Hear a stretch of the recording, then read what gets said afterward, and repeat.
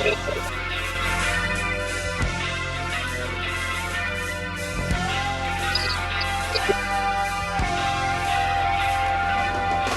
right, we're back here in the locker room with Billy Schweim on 97.3 ESPN and the 97.3 ESPN mobile app. Scotty McKay's in the house. He's not my house. He's in his house. I'm at my house. Josh Henning back in the studio. And now, Scooter, we talked about all the changes in professional sports. You know, we cover the Beach Patrol all season long. The races, all the schedules. We keep updated, keep everybody informed. Well, there's some big changes coming. So let's go to the Forbes Harley-Davidson Sports Hotline and welcome into the locker room the captain of the Wildwood Beach Patrol, Ed Schneider. What's up, Ed? Hey, how you guys doing? Well, Ed, I'll tell you what, we're doing okay today. Losing my voice a little bit, but Ed, there's a lot of changes coming with respect to the races this year. You guys just had your Chiefs meeting. Can you tell us a little bit about the up-and-coming race season? Well, the Chiefs met last Thursday to discuss the schedule for the South Jersey lifeguard races, and they came to a consensus that for 2020, at least until July 15th, there will be no racing. And then they're going to get together on July 15th, and they're going to make decisions. And that's basically based on what the government says, what the insurance agencies say, and what the governor says. And they're looking for the safety of the competitors and the fans who come out to the lifeguard races. And those fans, in some cases, can number thousands of people. Covered the races, we covered the Margates live, we covered the South Jerseys the last couple of years, and you know these events get great fan support. Thousands of people are on the beach, so social distancing could become a problem with the fans part aspect of it. Absolutely, there are so many fans that do come out to the races, and right now, you know, I'm sitting on Oak Avenue Beach in Wildwood, and we are popping. The beach is crowded. People, you know, there are some people who choose to wear masks. There are people who are practicing social distancing. And, you know, if we're not a proponent of, you know, keeping everybody safe and we have a race, you know, where people would be gathering together, you know, we're not doing our jobs as protectors of the people. So right now, you know, that July 15th date, you know, that's our next benchmark to look at what we're going to do with the races. So, hey, Ed, it's Scott McKay, ex-Ocean City Beach Patrol member and involved in a lot of the races over my years there. You know, you guys have the Dutch Hopkins every year, which is one of the big three. You know, you guys, there's preparation done for those things, for these races, and you might not know until the last minute that, you know, they're on or they're off this year, because that's usually a late July race. So how are you guys preparing for that? Well, I think over the last 12 weeks with all sports, you know, a majority of our lifeguards are either competitors or they're coaches on a high-end level in rowing and wrestling and in football and baseball. And, you know, they met their seasons with not really knowing what to prepare for. And, you know, things got on the lifeguard competitor side. You know, why do we have lifeguard competitions? We have them to make better lifeguards and to build those skill sets. So, you know, I'm looking at the Wildwood Ocean right now, and we have 3 boats in the water. We have a half dozen paddle boards, and our guards are, you know, training early in this morning. And, you know, if by chance we are approved to host the Dutch Hopkins, or we're allowed to send our competitors to other patrols races, you know, our lifeguards will be ready. We're talking with Captain of the Wildwood Beach Patrol, Ed Schneider. And Ed, I know we've spoken with Margate, Chris Graves. We've spoken with Chief Matt Kelm of Longport, Jameson of Ocean City. and Eric Wolf of Avalon. Can you tell us a little bit about what Wildwood's doing with the COVID, with the restrictions and regulations for COVID on the beach? Absolutely.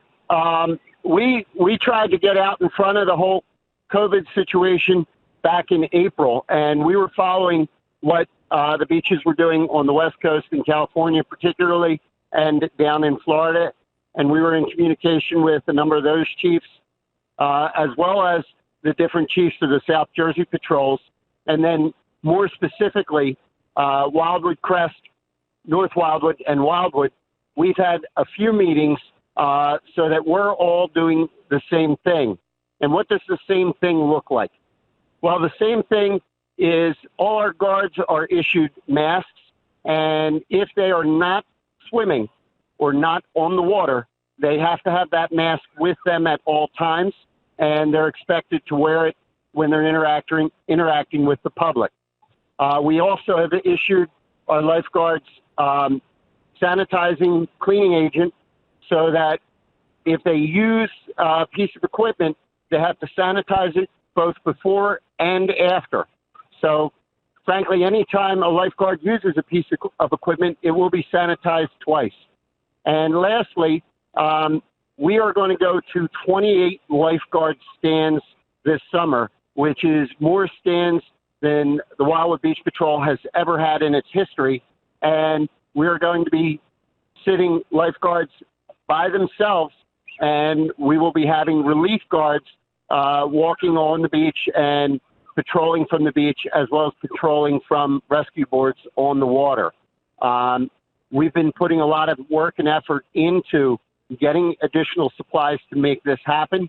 And our primary job is, as officers on the beach patrol, is to make sure our staff are safe so that they can participate in public.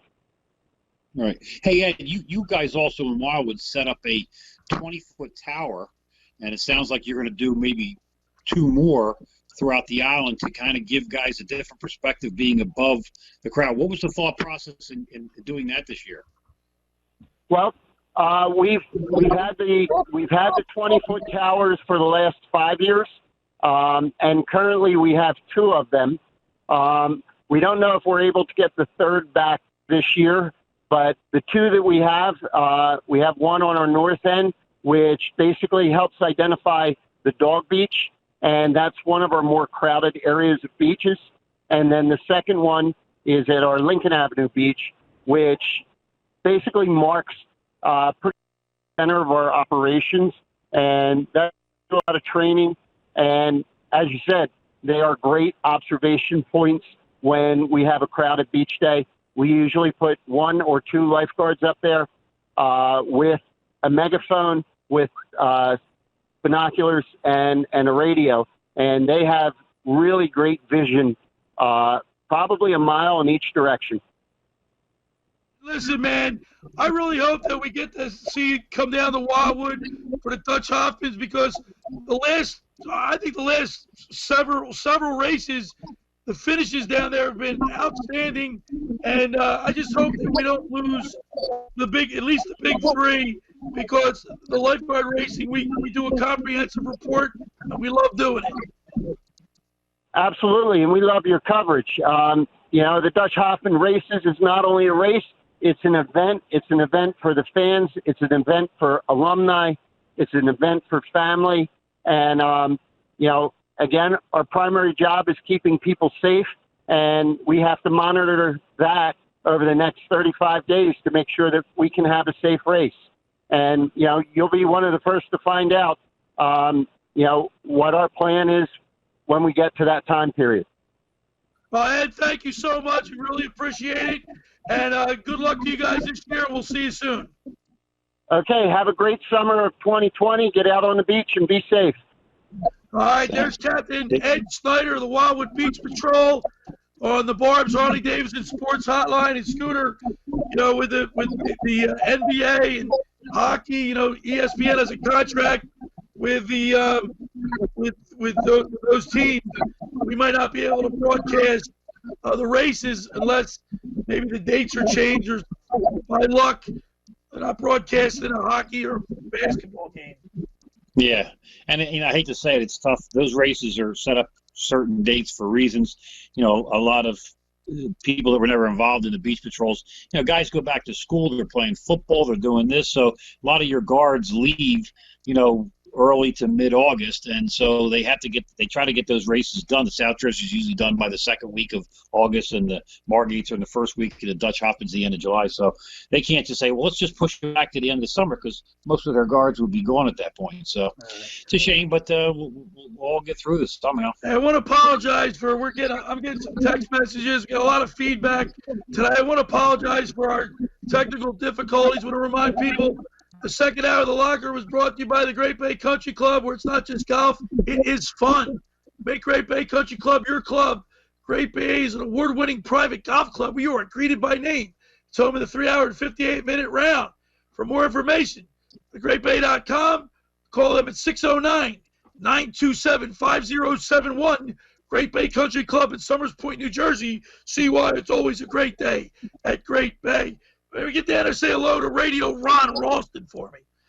All right, friends, let me tell you about Maserati of the Main Line, located minutes from downtown Philadelphia. They offer a customer-focused car buying experience designed to exceed all expectations and invite you to stop in to learn about their entire line of premium luxury vehicles. I want to apologize. I'm losing my voice. Let's just discontinue that, take a break. We'll be back. It's the Locker Room with Billy Schweim on 97.3 ESPN and the 97.3 ESPN mobile app.